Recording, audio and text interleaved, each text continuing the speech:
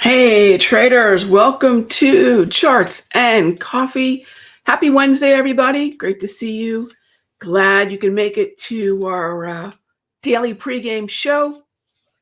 All right, so I'm going to kick off our session with just a quick reminder. Number one, what am I watching right now to get a decent feel for what's happening in this market, and what kind of adjustments am I making in this relatively difficult environment where all my cards on the table, I am still quite bearish this market, because when I say this market, I mean the indices. I'm quite bearish the indices. NASDAQ first, S&P second, Dow third. I don't trade the Russell a lot, but I'd have to lump that in with the major three indices. So I'm still bearish. I think the path of least resistance, based on what I see, right? Analysis comes from what we see, and what we do comes from what we see, not what we think, not what we feel, heaven forbid, not what we feel, right? So what we know is ultimately VIX is heading down towards some support. We'll take a look at that chart briefly.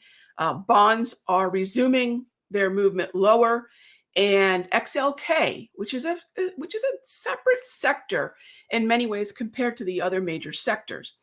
XLK is heavily weighted in the S&P, the NASDAQ, and the Dow. And this sector is led by two specific stocks, Apple and Microsoft. So it does have a different weighting, bearing importance as compared to, so XLK is the tech.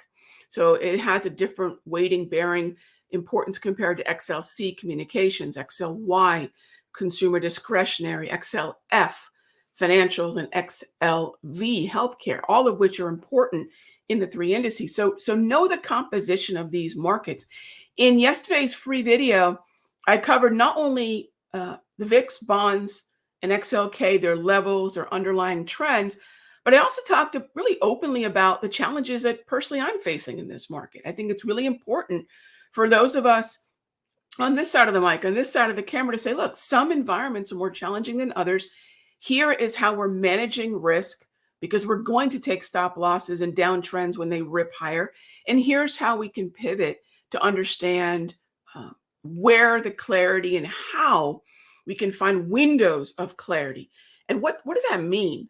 How can we find follow through? How can we focus on where follow through may be? All right, so that's sort of the bigger picture.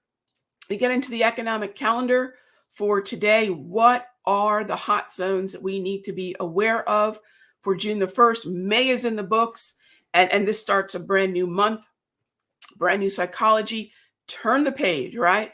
We've got ISM manufacturing PMI at the top of the hour at 10 o'clock, the end of the clearing. We've got JOLTS job openings. And as if that isn't enough, we've also got FOMC member Williams and FOMC member Bullard. Now, remember, Williams was batting cleanup for years behind Powell. If the market mistook his message, it was Williams' job to sort of come in and clarify, oh, but this is what he really meant, right? Kind of thing. And then Bullard, I mean, look out. Bullard is always a wild card, and be aware at 1 o'clock for that. But really, I think our most important, one of the two most important hot zones for today was Lagarde. I want to mention something about the dollar, and a lot of folks have asked me, Rog, is this it for the dollar uptrend? Is this it for the euro downtrend? No, but it's going to be a bumpy ride, because there is increase. So why is the euro able to sort of defy gravity within the context of this downtrend? Because there is increasing talk about the ECB adopting a slightly more hawkish monetary policy than was initially presumed. There is some talk that they might be open to a 50 basis point hike as well as they're going to be coming out of the negative deposit rates. Okay, so a lot to digest regarding the direction of the euro, and that's going to absolutely affect the direction of the dollar, which is why they both seem to be in holding patterns within the context of their respective trends. Okay. All right. So, as always, gang, this show is about your questions. Thank you so much for them. Let's go ahead and jump in. Kicking it off with RF. Looks like ZN is finally getting with the program. Right. It got the memo. It got the memo. Here's the thing, gang. I never want to presume a reversal, right? We have this area in here where we went sort of neutral, right? So this is sort of a neutral psychology for the, let's kind of paint that blue, right?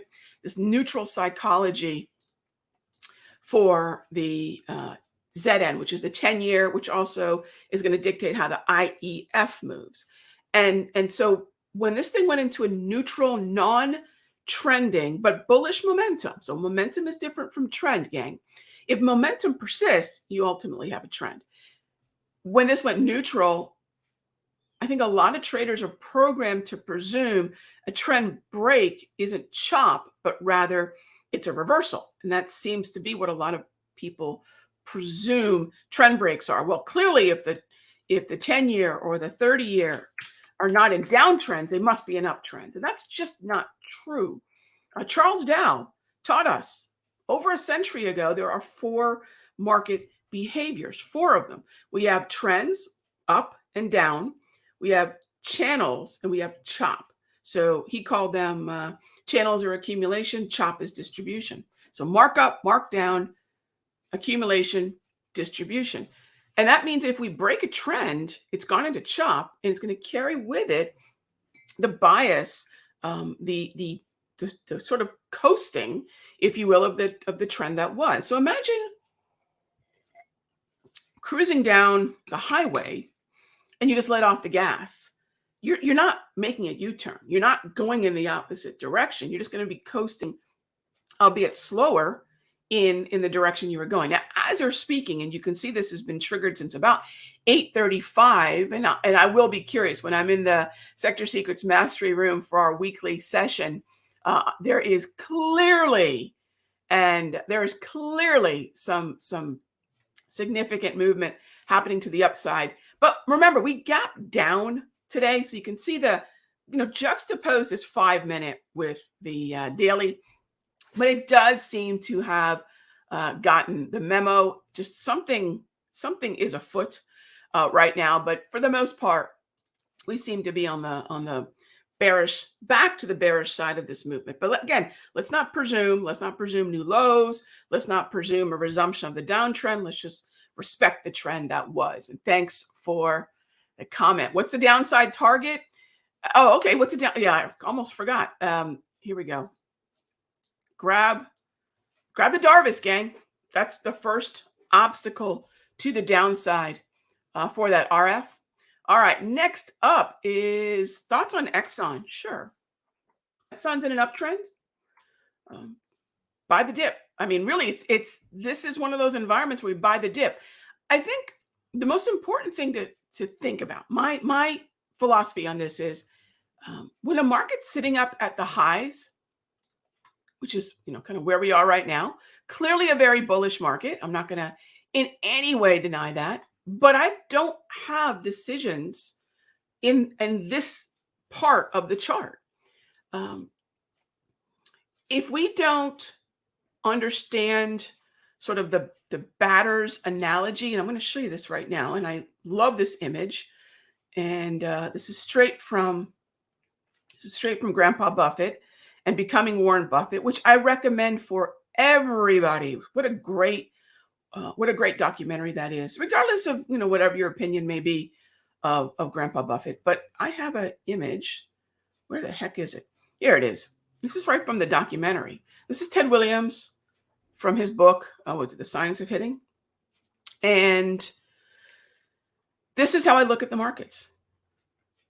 There's a lot of pitches that could be thrown my way. The market is the pitcher. We are the batter. What the market gives us by way of price movement is our strike zone. It's the zone above the plate. Furthermore, every one of us has a different spot above the plate that is our preferred spot. Now, Ted broke it down to say, look, I know what my batting average is going to be based on what I swing at. We kind of do too. Am I swinging at a choppy market? Am I swinging at momentum? Am I swinging at a counter trend trade? Am I swinging at a retracement? Which time frame, even in terms of setups, am I swinging at? So there's all these decisions sort of above the plate in our zone that we're focused on. It's our job to do what Ted did. He's a legendary batter, right? One of the best ever. What does he know? He knows himself. He's not trying to be somebody else. The batting average number is dictated by his zone over the plate. I mention that because this is not my zone over the plate, not even close. It may be somebody else's, but it's not mine. So I have to wait for a more substantial pullback, ideally to a volume ledge coupled with some other reason. It could be the Darvis, it could be propulsion, it could be the wave. It's got to have something else. So I like Exxon to the long side, right? But just not where it's at right now. I don't believe that's enough of a pullback for me, right? It could keep heading higher. That is the path of least resistance, no doubt. In this kind of environment, what I like to do is something called a 4-day average or 4-day box, something that I was taught a million years ago, based upon the fact that it was so consistently awful in terms of indicating what it was designed to do, which is a reversal, that it actually ended up being a terrific tool for follow through when markets are arguably parabolic and not giving us significant retracement. So it is an aggro approach, but for those of you that are familiar with that, I would say if you want to be aggro here, and the same would go for RBOB gasoline, the same would go for natty gas. If you want to get a little aggro there, go ahead and 4-day box it, especially when it's a parabolic market. Remember, it's aggro, so position size accordingly. All right, Mr. Walker asked, in the money versus out of the money versus at the money options, which is more susceptible to volatility? In higher delta. No trigger, no trade, correct? Correct. So what does that mean, right? What that means is that we have a price, right? There should be anyways, a specific price at which a trade is both valid and invalid. We have prices for targets, we have prices for stops, and yet some traders don't think about price for entries. And so that means until a specific price is reached, the idea of either buying the underlying futures stock ETF or an option on that is not valid until that. How did I develop my trigger? Price and structure, Mr. Walker, price and structure. All right, next up is thoughts on GC. All right, so I have more than thoughts. I mean, I have a position, I'm sure. It's a little frustrating, as has been dollar, bonds, euro, throw gold in there, because while they do not necessarily influence each other, dollar and euro have a relationship. But contrary to popular opinion, gang, dollar and gold do not have an opinion. They have a commonality, but they don't have a correlation, right? And so this has been a little frustrating, but it's on the right side of the equator, which is below it for the open long puts that I have. And this is mostly still a downtrend. So I'm just looking for the path of least resistance moving lower. And ideally we stay below that Darvis right here that has formed right there. Ideally we stay below that Darvis level right there. And that would keep this trend likely intact, this downtrend intact. It's pressuring a little bit more of a neutral trend, but again, respect the trend that was. Still looking for more downside in gold. All right, in my investing portfolio, do I use a stop or just dollar average? I don't use a stop per se based solely on price, although I do have percentages that I'd like to see a fresh position operate within. What I do is a little different. Evelina, what I will do is treat a new position in my portfolio as having having to earn a spot on the roster. And I'll give it some time to do that, usually about 6 months. And that means that within that 6 months, I'd like to see my price levels hold, that percentage give or take hold, and hopefully some price improvement in my direction. I want to see that it's behaving in the way that my analysis reflects it should, right? So I'm always checking whether or not my analysis is actually the way in which price action is moving. And do I dollar cost average? I do not. I do not dollar cost average. I believe in building a position because investing or even a position trade, I believe, is about accumulating more shares over time, but I do not dollar cost average. Look, we have the ability to adopt the patience of an investor, but we still have the timing and tactics and tools of a trader. So in my approach, I try to take the best of both. I don't want sort of the impatience of a trader to influence my longer term, but I don't want to ignore the tools that I have as a trader, and I want to sort of lend that to the investing side of me. So I try to get the both, best of both. And what we do, by the way, for those of you who are wondering, once a quarter in the Sector Secrets Mastery, we have a longer term portfolio conversation about macro, about longer term trends, really deep diving into weekly charts and levels on that. And then once a week on Tuesdays, we have just sort of touching base about where the macroeconomic trends are. We did that yesterday. We talked about Fed fund futures. We talked about the trajectory of the rate hikes, how to understand what Fed fund futures are telling us about what it is that the Federal Reserve is likely, of course, we don't know. We don't want to front run the Federal Reserve, but likely to do. And so we do that every Tuesday for about an hour. And then we have our quarterly look at what's happening from that longer term, weekly, more macroeconomic driven perspective. So thanks for the question. All right, next up is Apple. Apple's in a downtrend. Apple's in a downtrend. And so even though it's bouncing where we are right now at the 34 EMA on the low, around the 21 propulsion, this is a sell the rip. This is that sell the rally, sell the retracement, however you want to look at it. And then when you dive in a little bit more, here's a Darvis resistance there. Here's another Darvis resistance right here. We also have the resistance of the wave, this entire area in here. So all of this, and that should be red for resistance, right? And all of this is giving us where, so really notice I extended the circle to the 200 propulsion, the 200 EMA. That's all a zone in my approach that would suggest that's where I want to build my long put position in Apple. All right. Thanks for the question.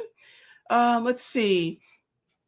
Next up, options have worse percentage return of risk than stocks. Stocks have worse return of capital. I don't quite follow that, but what is more important? Better risk on return or better risk on capital? Oh gosh, I don't even think, I appreciate the question. I couldn't even begin to answer that. I look for structure, I look for setups, then I look to control risk.